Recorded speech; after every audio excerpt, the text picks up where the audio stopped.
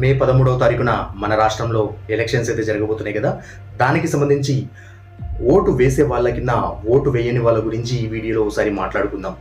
మన రాష్ట్రంలో ఓటు వేసే వాళ్ళ సంఖ్య ఎంత ఉందో ఓటు వేయని వాళ్ళ సంఖ్య కూడా ఇంచుమించు అంతే ఉంది. అందుకే అలాంటి వాళ్ళందరికీ నేను ఒకటే చెప్తా ఉన్నా, ముందుగా మనం వాళ్ళకి ఎందుకురా నీ ఓటు హక్కు వినియోగించుకోలేదు అని అడగగానే వాళ్ళు చెప్పే సమాధానం, ఓటా ఎందుకేయాలి, ఎవరికేయాలి, ఎవరొచ్చినా మా జీవితాలు మావే అంటూ వాళ్ళు సమాధానం ఇస్తూ ఉంటారు. అలాంటి వాళ్ళందరికీ నేను ఒకటే చెప్తా ఉన్నా, మీకు తెలుసో తెలియకో మీరు వేసే ఆ ఒక్క ఓటు వల్లే మీ 5 ఏళ్ల జీవితం ఆధారపడి ఉంటుంది. అండ్ మీ పిల్లల భవిష్యత్తు బాగుపడాలన్నా చెడిపోవాలన్నా కూడా నువ్వు వేసే ఆ ఒక్క ఓటు వల్లే సాధ్యం. అండ్ నువ్వు చదివిన చదువుకు సరైన ఉద్యోగం చేయాలన్నా కూడా ఆ ఒక్క ఓటు వల్లే సాధ్యం.